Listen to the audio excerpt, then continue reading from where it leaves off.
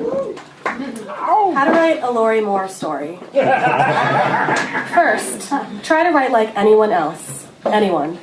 Best if it's a mediocre novelist who no one has ever heard of. Ever. Then, get your heart set on teaching at a prestigious college somewhere on the East or West Coast. Nowhere in the middle, except if it's Iowa, which it won't be. Wait, first you must actually write things. Open your computer and stare at the screen hungrily. Write about unrequited love as if it's a new religion and you've been touched by God. With each word that comes out, think, I have it. I totally have it. When your mom asks to read what you've been writing, because of course you told her you're going to be a writer, say no. When the unrequited love boy passes you in the hallway without so much as a glance, despite knowing you're there, because you're always there, feel your heart sink and then float up again, because you realize that love is what it's all about. And this imposes a darkness on you that only writers understand, which must mean you're legitimate. Apply to the University of Wisconsin-Madison without knowing that she teaches there, or who she is. When you tell people you want to take creative writing classes, and they say, ooh, with Lori Moore, say, yeah, definitely, that's why I'm here. Still, out of laziness, do not read her books for a long time. Open your computer and stare at the helpless pieces of fiction you've strung together in the last couple of months. Fix a word or two there, remove a sentence here. Consider it finished, and to celebrate, have a beer with your new roommate who smells like daffodils and has an ugly boyfriend and keeps a switchblade in her pocket because she is from New Jersey, which means nothing to you. Not that she's from New Jersey, because being from Massachusetts, you know a thing or two about New Jersey, but the fact that she needs to carry one because she is from there. Ignore it. She's someone to drink with, and she has blonde hair. Tell her you want to be a writer, and when she stares at you blankly, assuage your insecurity by telling yourself that only real writers know what it means to want to be a writer, and those are the kinds of people you should be associating with. Smoke cigarettes because the boy you ran into on the street coming home alone from a party one night asked you if you wanted one, and you said no because you were too scared. Bring your laptop to the top of Helen C. White and sit near a window. Look at all the pretty people and wonder what their lives are like and if you should write about them. Decide, no, you want to write about real things. Attend your first writing workshop with confidence. Look around at your competition and think you're just where you need to be. Not too punky, not too artsy, not too academic. It's hard to tell where you're from by looking at you, and this pleases you. When the writing fellow introduces herself, pretend you've heard of her before. When she asks everyone to go around the room and say their favorite author, panic. You were not prepared for this. Not prepared at all. 2 people say Alice Munro, 1 person says Dennis Johnson, and 6 people say Lori Moore. You will not be one of them. When it comes closer to your turn, let your face glow red. Say, I'm new to this, and hope the fellow accepts it, which she does with a condescending smile.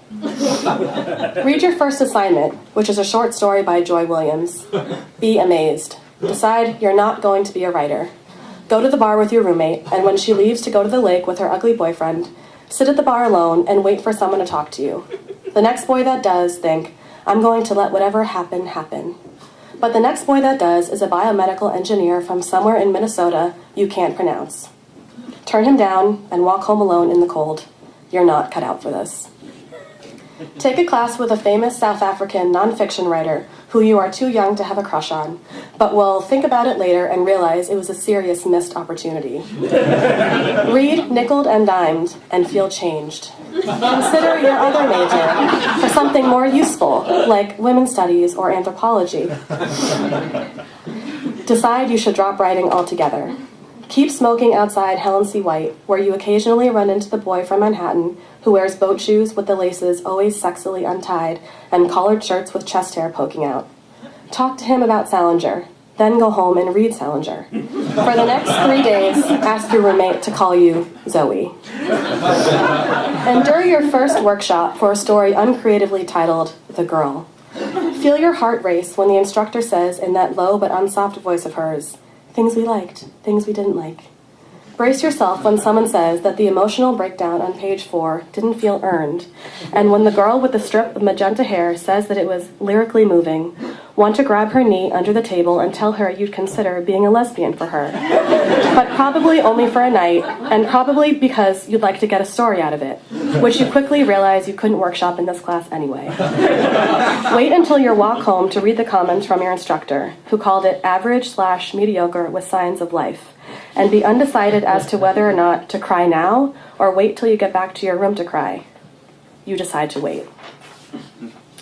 Go to your first reading because your instructor has made it your homework to attend at least 3 readings over the course of the semester. It is at University Bookstore.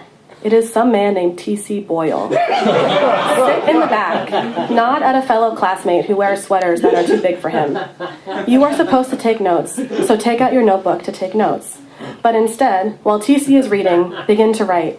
Write and write, your hand furiously filling the lines. Complete 14 pages, front and back. Continue writing even after the reading is over, after the questions have been answered, and people are standing around the podium waiting to talk to the TC author. Feel overjoyed. Do not look up until a man who appears to be the TC author is standing over you. When he asks if you are a student, say yes.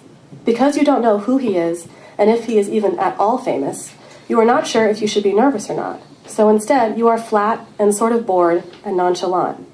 When he asks where he can get a decent beer on campus, say, before you even know how or why, only if you buy me one. Then feel embarrassed and ashamed when he looks at you inquisitively and then says, I don't do that anymore. You're not entirely sure what he means by that, but you're pretty sure. And because you want him to go away, you tell him to go to Paul's Club because it's the bar with the tree in the middle, and there are sure to be actual adults there and no frat boys throwing up in the bathroom, though of course you can't make any promises. And he says thank you and really does seem to mean it, and you continue to sit in the chair for a while, your pages feeling full in your hands. Later, when you have to submit your write-up to prove you attended a reading, submit verbatim a copy of the conversation that went down between you and TC, who by then you have looked up and discovered to be a particular sort of literary god, and include a weird stream of consciousness prose-type poem reaction to it, and then feel incredibly self-conscious immediately upon handing it in, and then feel even more like a writer than ever before.